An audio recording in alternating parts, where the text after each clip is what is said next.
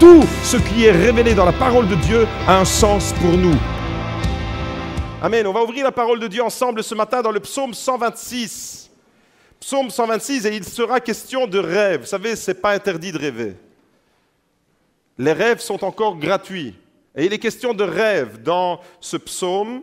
Je pense que c'est bon de rêver. Une personne qui n'a plus de rêve, c'est une personne qui est presque prête pour le cimetière. Et j'espère de tout mon cœur que dans vos cœurs, il y a encore des rêves. Psaume 126, nous lisons à partir du premier verset. « Quand l'Éternel ramena les captifs de Sion, nous étions comme ceux qui font un rêve. Alors notre bouche riait de joie et notre langue poussait des cris de triomphe. Alors on disait parmi les nations, l'Éternel a fait pour eux de grandes choses. L'Éternel a fait pour nous de grandes choses. Nous sommes dans la joie. Éternel, ramène nos captifs comme des torrents dans le Négev. Ceux qui sèment avec larmes moissonneront avec des cris de triomphe. Celui qui s'en va en pleurant quand il porte la semence à répandre s'en revient avec cri de triomphe quand il porte ses gerbes. Amen. Et je veux me focaliser sur les versets 2. Alors notre bouche riait et notre langue poussait des cris de joie, de triomphe. Alors on disait parmi les nations, l'Éternel a fait pour eux de grandes choses. Nous étions comme ceux qui font un rêve. Juste au verset précédent, au verset 1. Nous étions comme ceux qui font un rêve, et avec le rêve, il y a la joie, le triomphe, il y a la bénédiction de Dieu. Alors j'aimerais commencer ce message, j'aimerais le commencer en posant une question. Est-ce qu'il y a ici ce matin des personnes qui ont encore des rêves?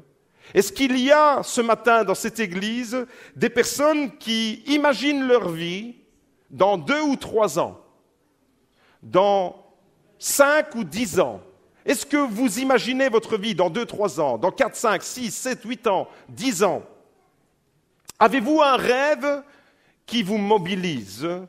Avez-vous un projet dans lequel vous êtes prêt à investir toute votre vie? Un projet qui va vous transcender, un projet qui va vous porter, un projet qui va vous donner une perspective d'avenir.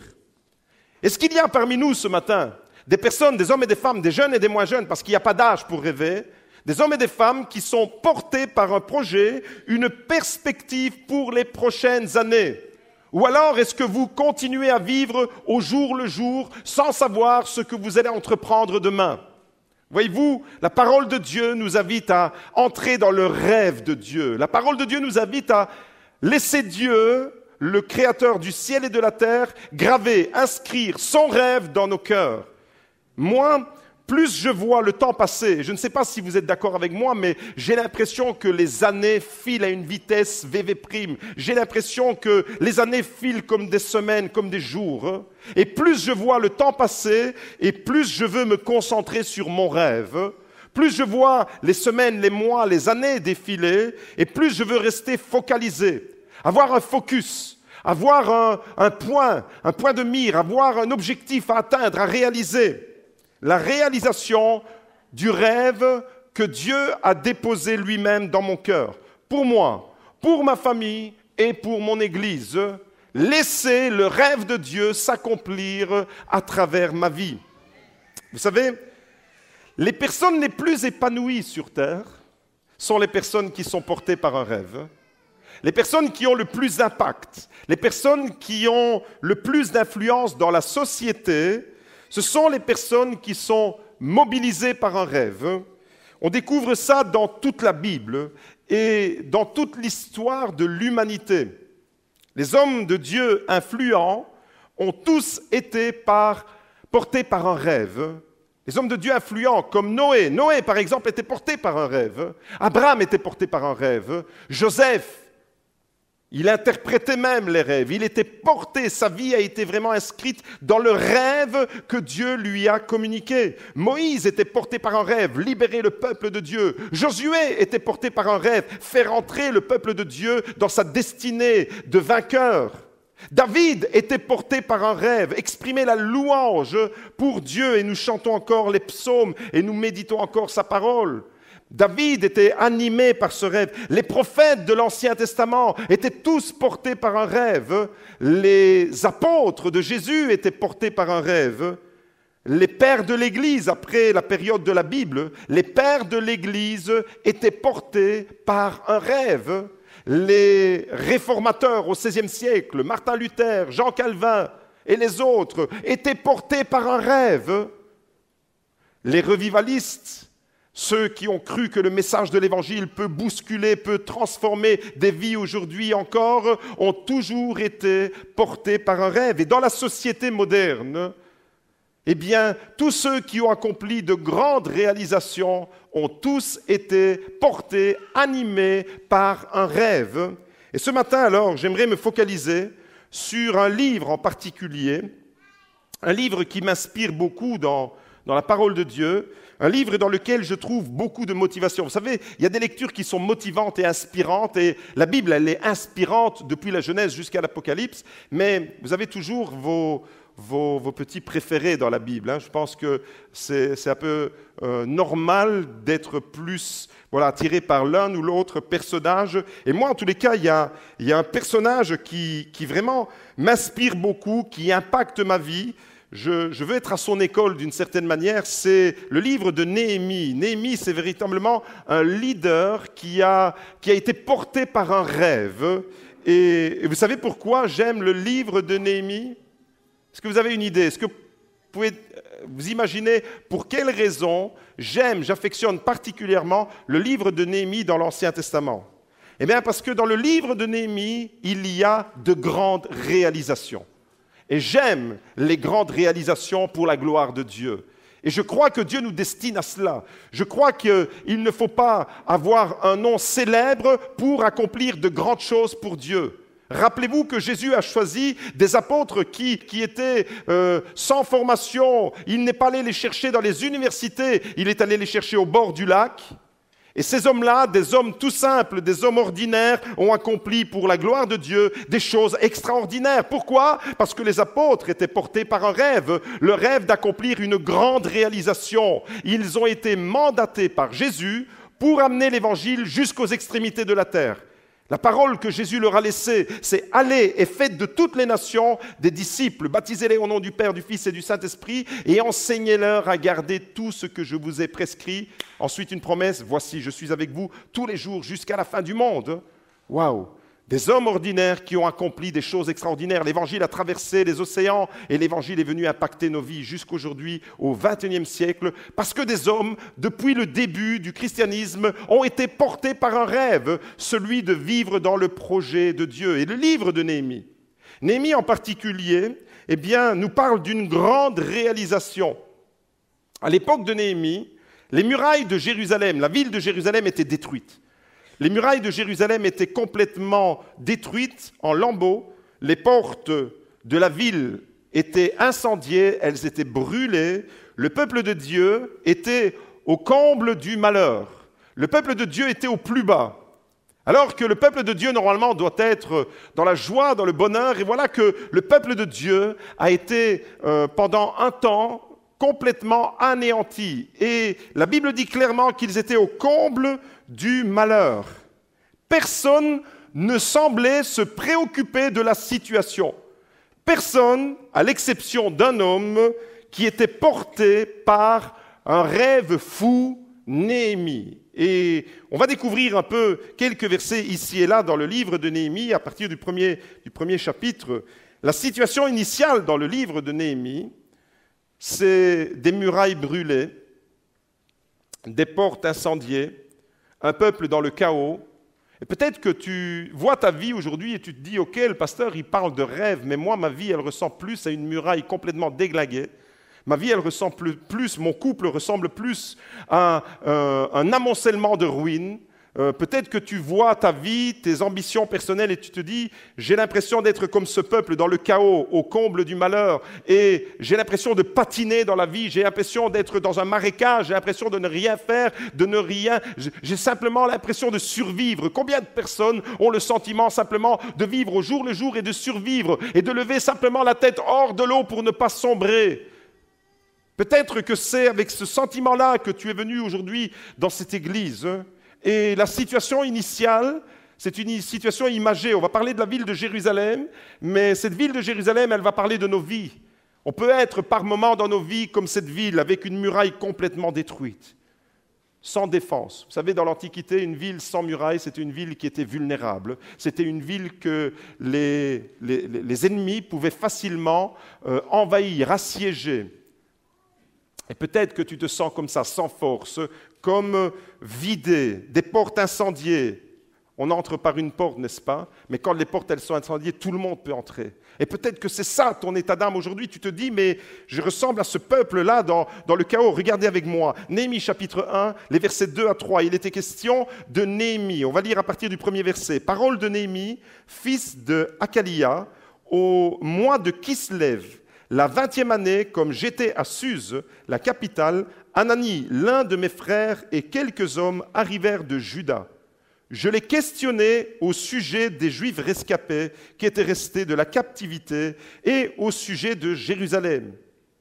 Ils me répondirent, ceux qui sont restés de la captivité sont là dans la province au comble du malheur et du déshonneur. La muraille de Jérusalem a des brèches. Une autre traduction traduit ce texte en disant, la muraille de Jérusalem est en ruine et ses portes sont brûlées par le feu. Ça, c'est la situation initiale. Dès qu'on entre dans le livre de Néhémie, on nous plante le décor. Un décor chaotique, un décor où tu te dis, mais par où commencer?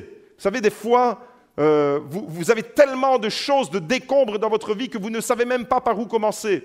Et Néhémie, lui, il se questionne, il pose la question, dans quel état se trouvent ces frères, les Juifs, qui étaient restés à Jérusalem? Et la réponse, elle est cinglante. La réponse, elle est alarmante. Murailles détruites, portes brûlées, peuple au comble du malheur et du déshonneur. Ça, c'est la situation initiale du livre. La situation finale, maintenant. Les murailles sont restaurées. Les portes sont réparées. Elles peuvent à nouveau protéger la ville. Le peuple est restauré et relevé, et même les ministères à l'intérieur de la ville de Jérusalem sont réhabilités. Néhémie, chapitre 6, au verset 15, nous lisons la situation finale.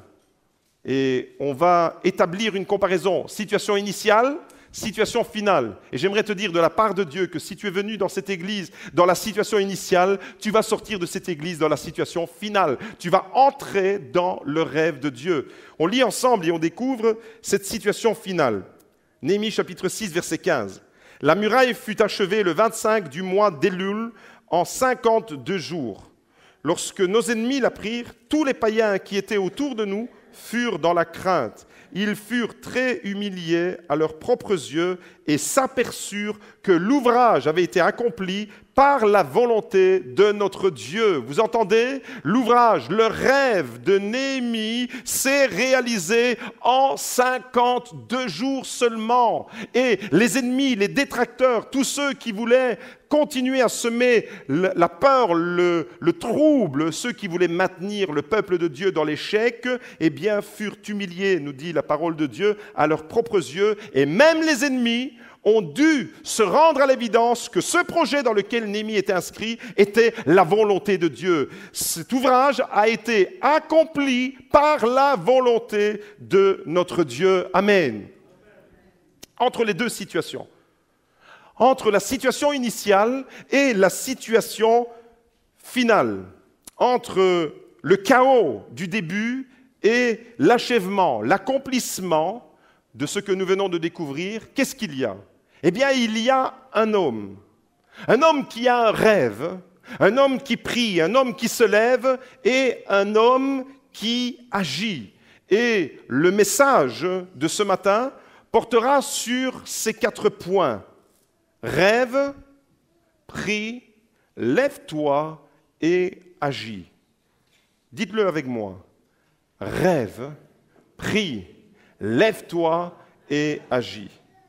Malheureusement, aujourd'hui, la plupart des gens ont des rêves qui ne se réalisent pas. Portés par un rêve qu'on porte dans son cœur, les années passent, Et ça reste toujours à l'état de rêve. Et j'aimerais te dire, mon frère, ma sœur, que si tu as un rêve et que tu ne fais rien pour réaliser ton rêve, un jour il deviendra un cauchemar. Un jour, il viendra te perturber parce que tu auras le sentiment et le goût amer d'être passé à côté de la raison pour laquelle Dieu t'a voulu sur terre. Je crois que chaque personne dans ce monde est destinée par Dieu pour accomplir quelque chose de grand, un projet merveilleux pour la gloire de Dieu. Ça peut être le projet d'une maman pour ses enfants, ça peut être le projet d'une famille, ça peut être le projet d'un homme d'affaires, ça peut être le projet dans l'entrepreneuriat, ça peut être un projet pour la gloire de Dieu dans la louange, ça peut être n'importe quel projet, mais je crois que tous nous avons reçu de la part de Dieu une mission, un projet qui doit devenir un rêve. Vous savez pourquoi? Des fois, les rêves ne se réalisent pas parce que les gens continuent à dormir. Et pour qu'un rêve se réalise, il faut à un moment donné arrêter de dormir. Il faut sortir de son lit. Il faut se lever et il faut se mettre en mouvement. Néhémie était porté par un rêve. Le rêve de Néhémie n'était pas un rêve égocentrique. Un rêve pour s'accomplir lui comme personne. Vous savez, aujourd'hui, on parle beaucoup de l'accomplissement personnel, on parle beaucoup de coaching, de développement, etc. Non, rien à voir avec ça. Le rêve de Néhémie n'est pas égocentrique. Le rêve de Néhémie avait une envergure nationale. Le rêve de Néhémie, c'était de permettre à la ville de Jérusalem d'être à nouveau restaurée, afin que la gloire de Dieu puisse encore se manifester dans cette ville. Autrement dit, le rêve de Néhémie était porté par le rêve de Dieu. Et des fois, on a des rêves qui sont plus des rêveries. Une rêverie, c'est « je rêve d'aller sur Mars ». Mais c'est un rêve à 2 balles qui ne sert à rien.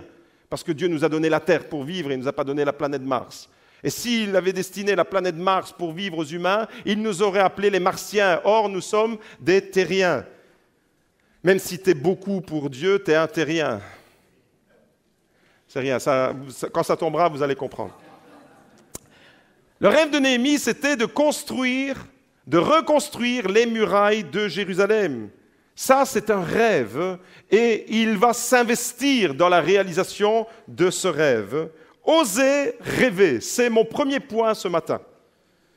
Vous n'êtes pas satisfait de votre situation? Vous désirez avoir une vie avec plus d'impact?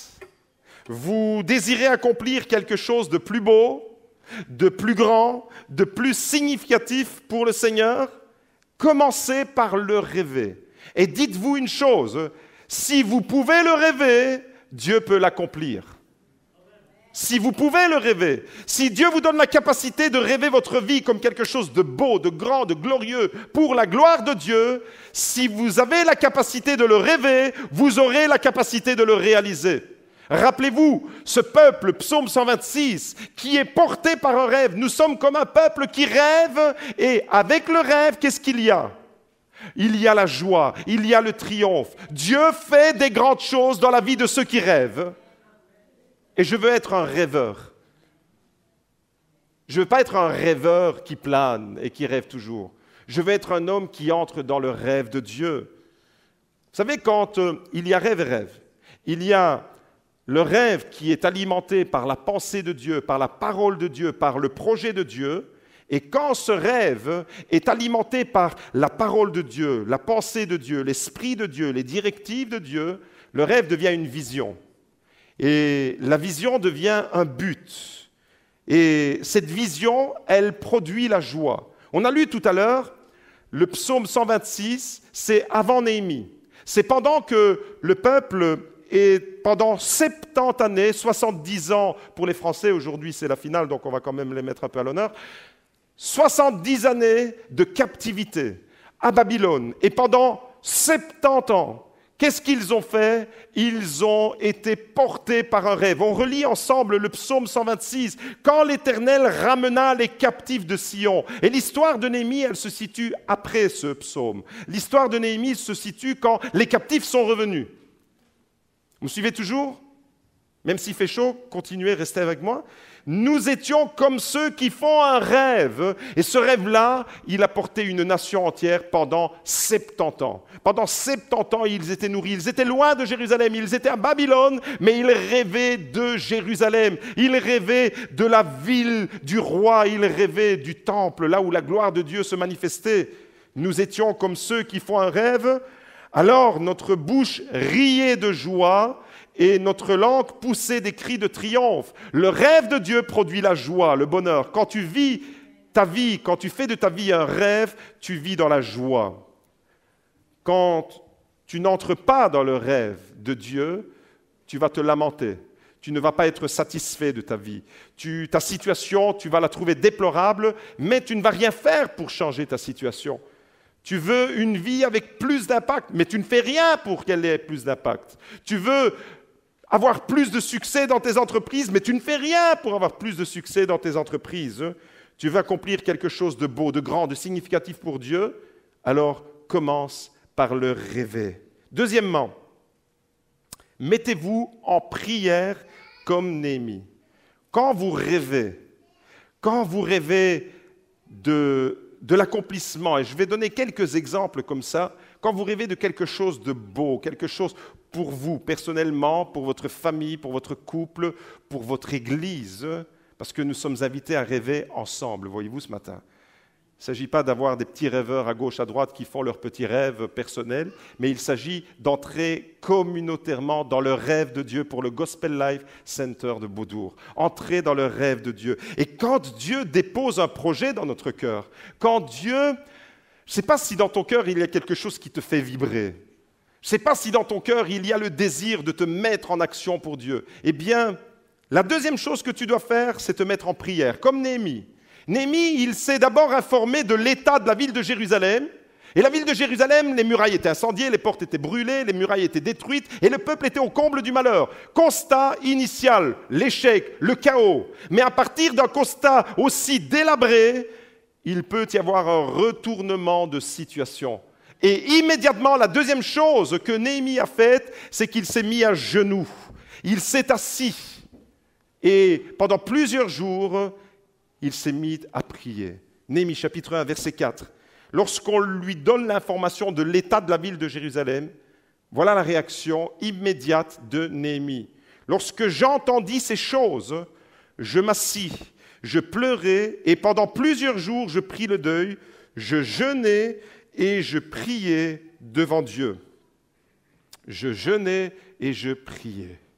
Le rêve de Dieu doit provoquer ta prière. Et en tant qu'enfant de Dieu, en tant que chrétien, tout ce que nous faisons, tout ce que nous entreprenons doit être accompagné de la prière. Et par moments, nous devons même nous arrêter et jeûner pour entrer dans le rêve de Dieu. Jésus a jeûné quand il est entré dans son rêve. Jésus avait un rêve, c'était de te sauver. Tu fais partie du rêve de Dieu. Il a investi toute sa vie pour l'accomplissement de son rêve, de son projet, de sa vision. La vision de Jésus pendant son ministère terrestre, c'était d'accomplir cette mission de salut pour toi et moi, pour te sauver de ta détresse. Eh bien, avant de commencer son ministère de salut, la Bible nous dit que pendant 40 jours, Jésus a jeûné dans le désert. Et on voit comme ça dans la Bible, quand il faut entrer dans un projet, dans quelque chose de grand, une réalisation qui est inhabituelle, eh bien souvent la Bible mentionne la prière et le jeûne pour développer notre foi, pour que notre foi puisse être suffisamment forte pour chasser les démons. Jésus lui-même nous dit qu'il est nécessaire de prier et de jeûner. Et Néhémie a compris cela. Et après avoir été informé de l'état de la ville de Jérusalem, dès qu'il est informé, c'est comme si Dieu avait inscrit directement un rêve dans son cœur. Jérusalem devient son rêve. Réhabiliter Jérusalem devient son rêve. La deuxième chose, c'est qu'il se met en prière. Vous savez, les frères, les sœurs, ceux qui prient provoquent le mouvement de Dieu sur leur vie. Celui qui prie a la main sur le gouvernail du monde, dit quelqu'un.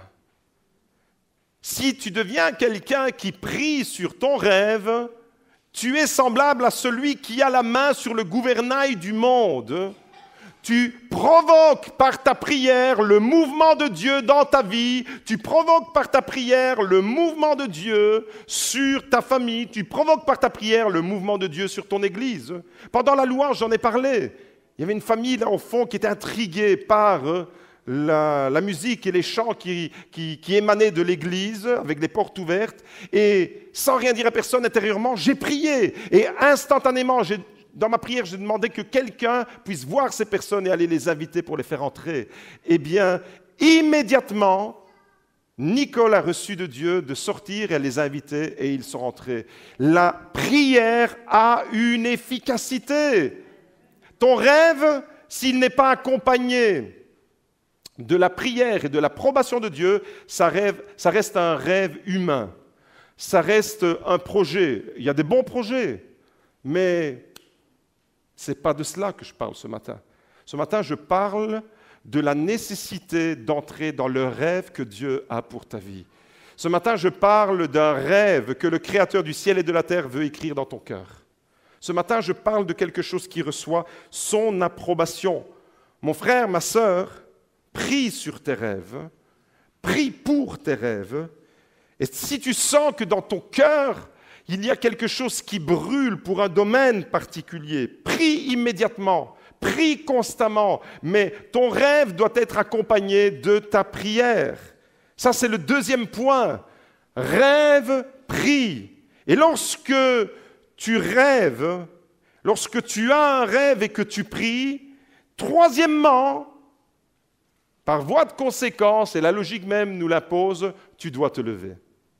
Si tu as un rêve qui vient de Dieu pour un projet particulier et que tu pries et que tu provoques le mouvement de Dieu sur ta vie, la troisième chose que tu dois faire, c'est te lever, te mettre debout.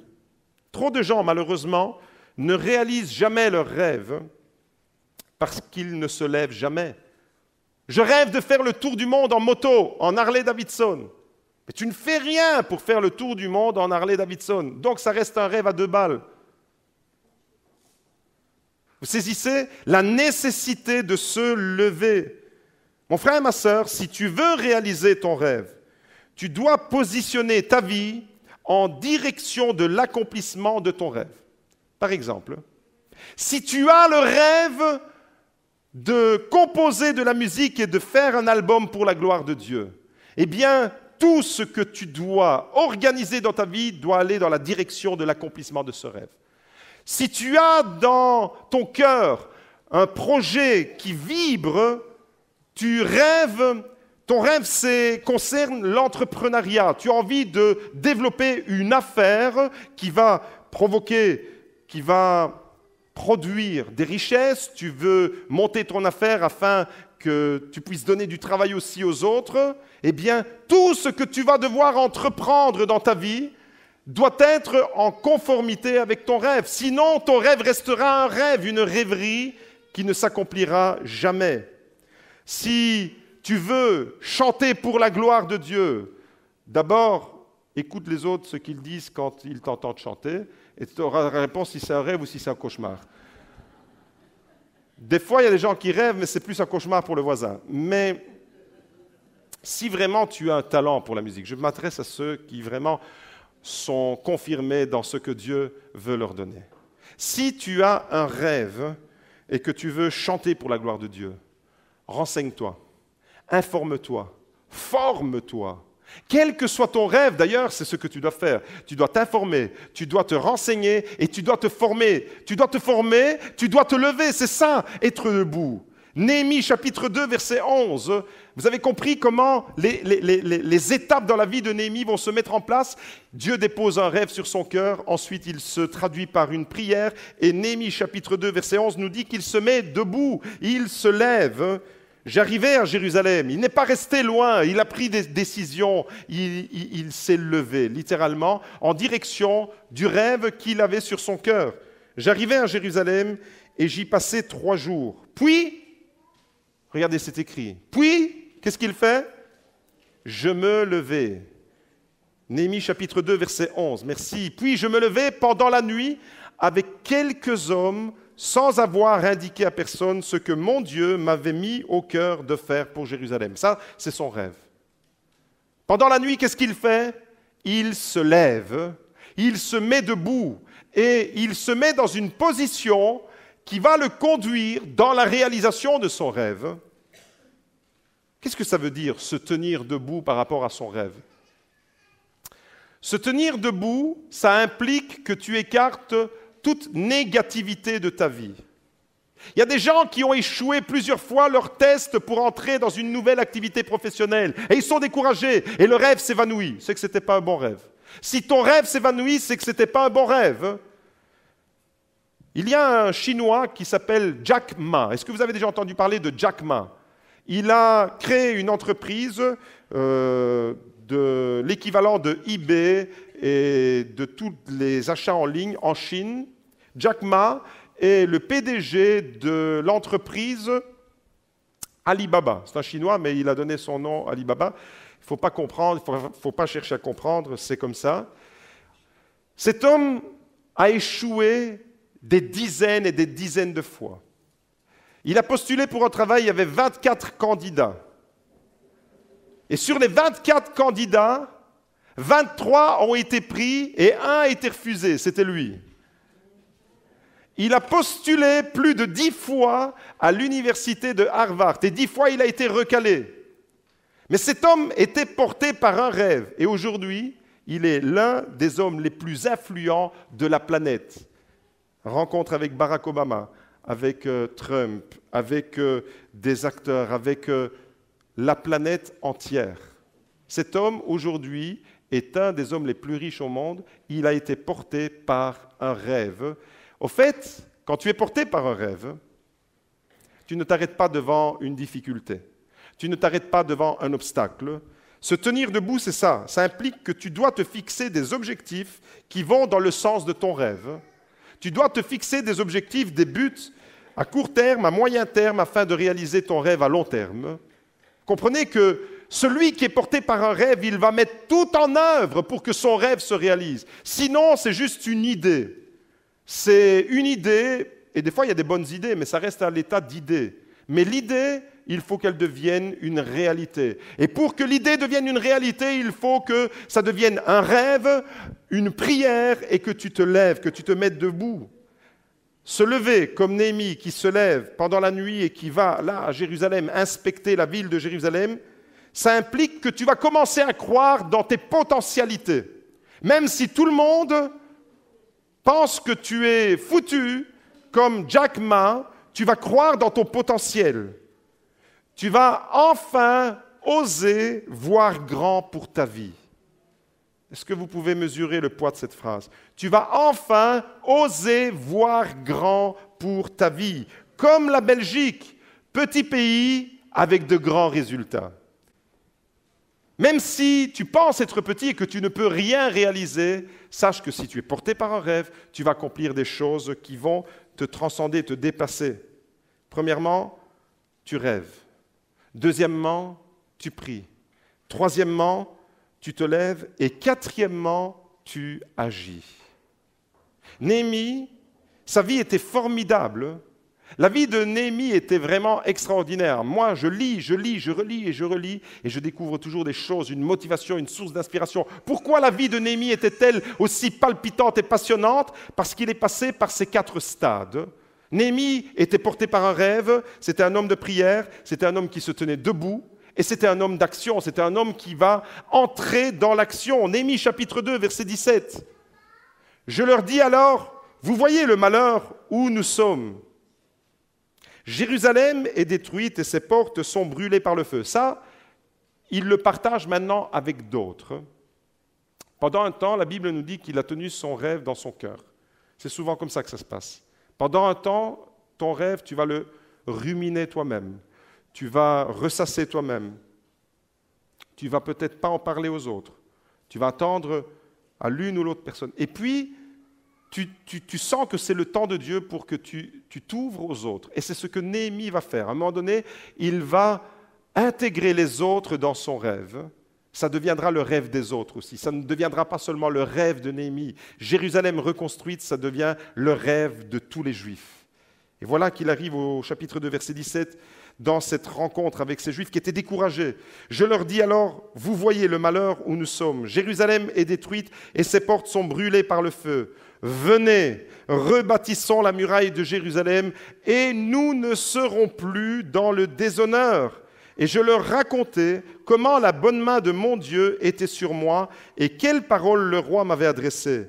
Ils dirent, levons-nous et bâtissons, et ils se fortifièrent dans cette bonne résolution.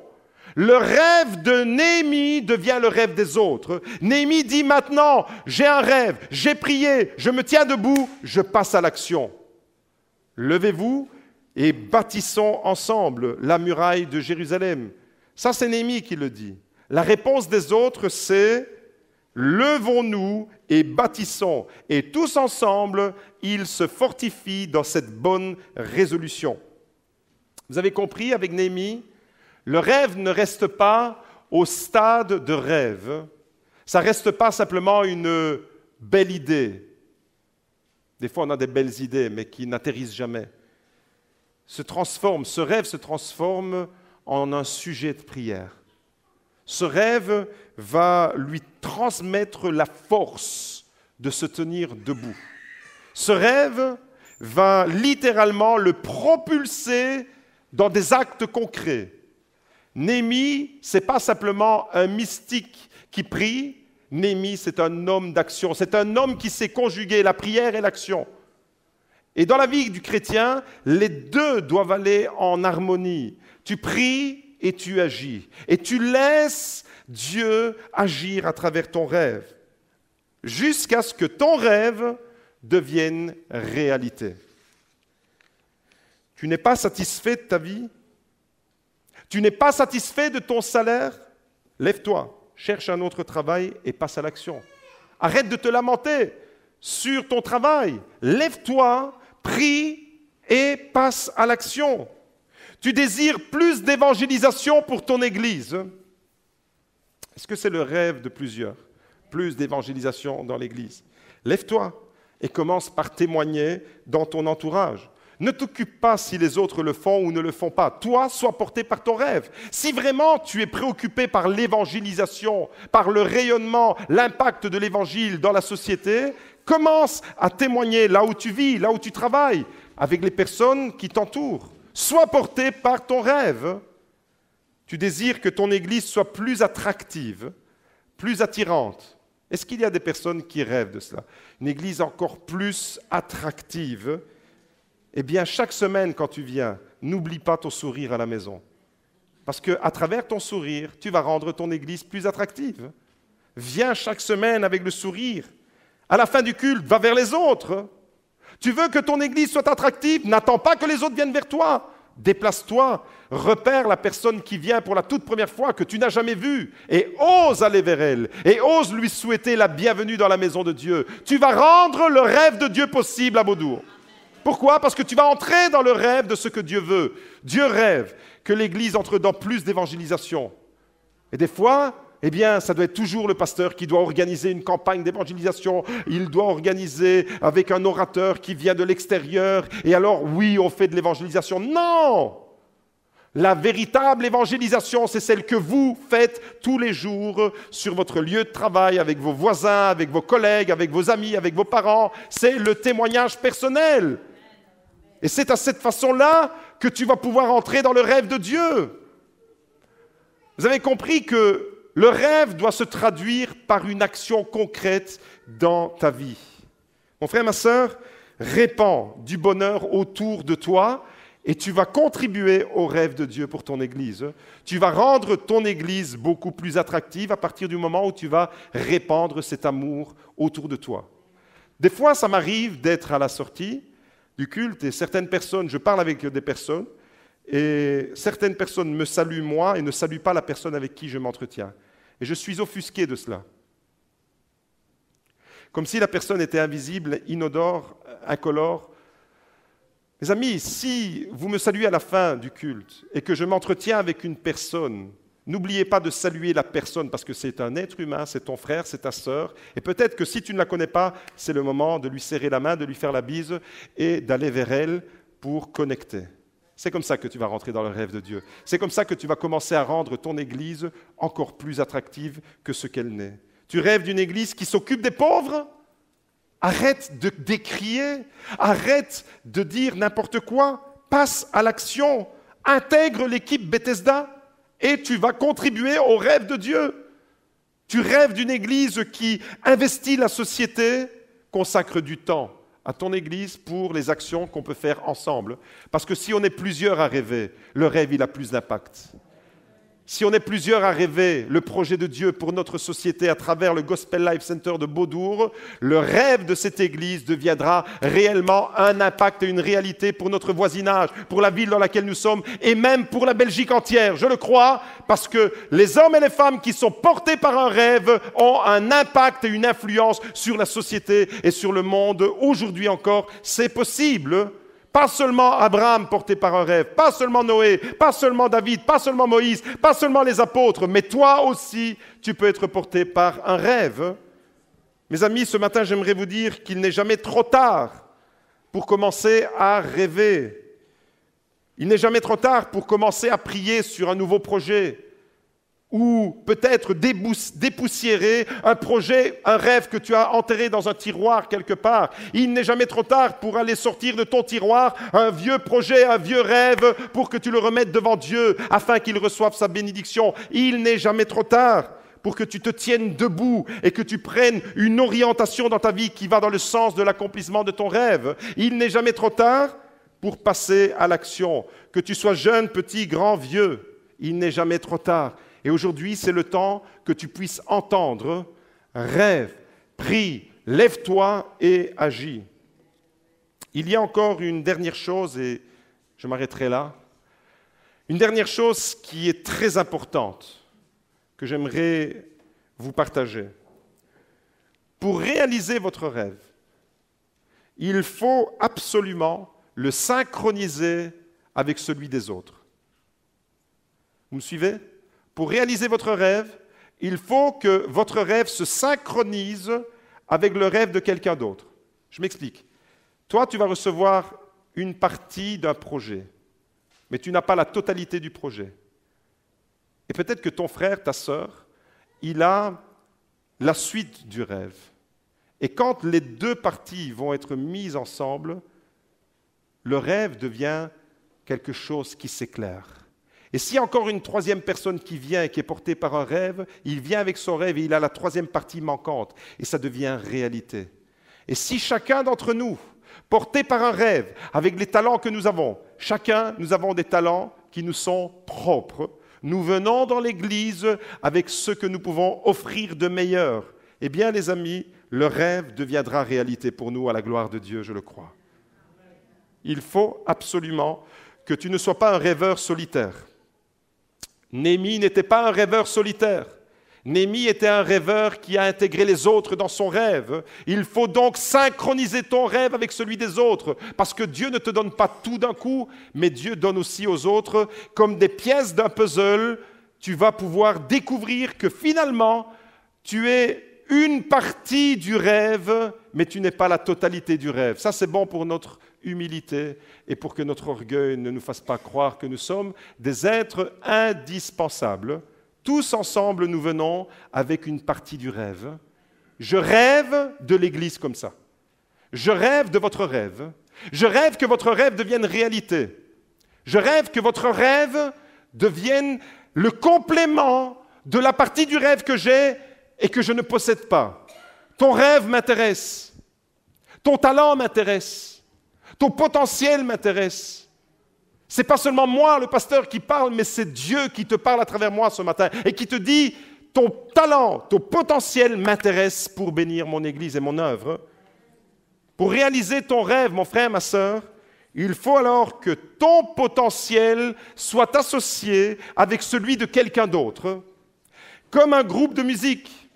S'il n'y avait qu'un seul instrument, tout de suite, on comprend qu'il manque quelque chose. Dans un orchestre symphonique, ce qui fait la beauté d'un orchestre symphonique, c'est la multitude des instruments qui se complètent les uns les autres. Dans les voix, c'est la même chose. il y a les sopranes, il y a les ténors, il y a les barytons. Tout ça fait en sorte qu'il y a une harmonie sonore, une symphonie.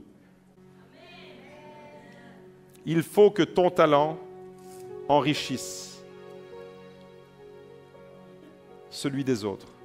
Et il faut que tu sois enrichi du talent des autres. Vous savez, dans toute l'histoire, il n'y a jamais eu personne qui a accompli un rêve tout seul.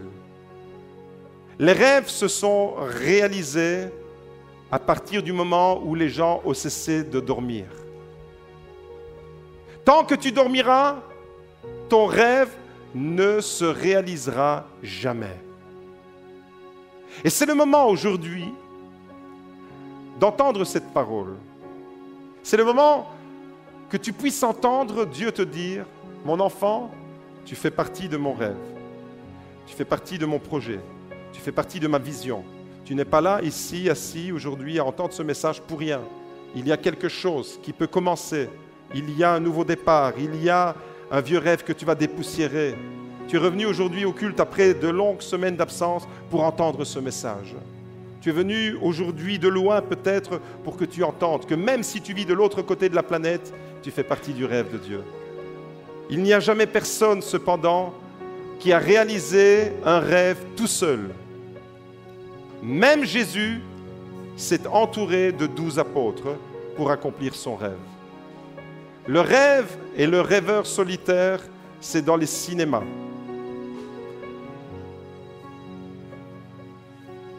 Même Rambo, il avait celui qui travaillait avec lui.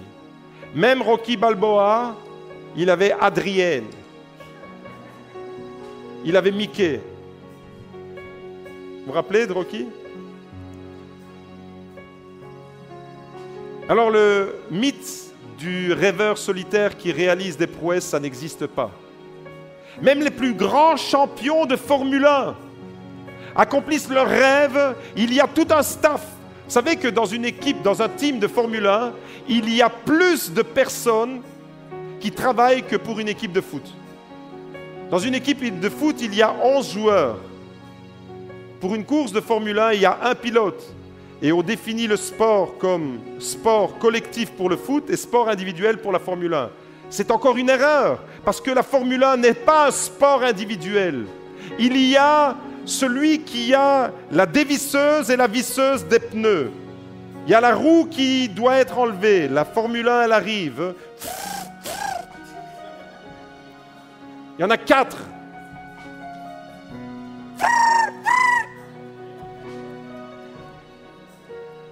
Il y en a un qui prend la roue. Il y en a un troisième derrière qui remet la nouvelle roue. Il y a celui qui vient avec le carburant. Vous croyez que c'est un sport solitaire? Il y a un pilote qui est porté par un rêve, mais il y a tout un team qui est porté par un rêve. Et l'Église, c'est la même chose. Le rêve d'un homme devient le rêve de la communauté entière. Le rêve d'impacter la société par la puissance de l'Évangile. Le rêve de rendre cette Église belle. Le rêve de rendre cette Église attractive. Le rêve de rendre cette Église puissante. Le rêve de rendre cette Église efficace. De briser les chaînes de la malédiction dans la vie des gens. De rendre l'espoir autour de nous. Tu fais partie de ce rêve. Tu fais partie de ce projet. Mon frère, ma sœur, je veux que mon rêve rejoigne le tien. Et j'aimerais tant que ton rêve rejoigne le mien, afin que tous ensemble, nous puissions entrer dans le rêve de Dieu. Ce matin, je voudrais lancer un appel, et on va terminer avec ça. Je voudrais lancer un appel à ceux qui ont enterré leur rêve et qui voudraient le voir ressusciter aujourd'hui. Il y a peut-être un vieux rêve que tu as cessé de rêver. Et Dieu est en train de le remettre à la surface devant tes yeux. Tu veux rentrer à nouveau dans le projet de Dieu. Je veux lancer un appel à ceux qui veulent dire à Dieu, Seigneur, je veux qu'aujourd'hui, le 15 juillet 2018, tu puisses écrire ton rêve dans mon cœur comme tu l'as écrit dans le cœur de Néhémie. Comme tu l'as écrit dans le cœur des serviteurs de Dieu avant moi. Je veux être ton enfant, écris ton rêve dans mon cœur ce matin. Je vais lancer un appel à ceux qui désirent ça. Je vais lancer un appel à ceux qui sont prêts à dire, Seigneur, je suis resté trop longtemps assis, couché même, mais aujourd'hui, je veux me lever. Aujourd'hui, je veux me tenir debout. tout ce qui est révélé dans la parole de Dieu a un sens pour nous.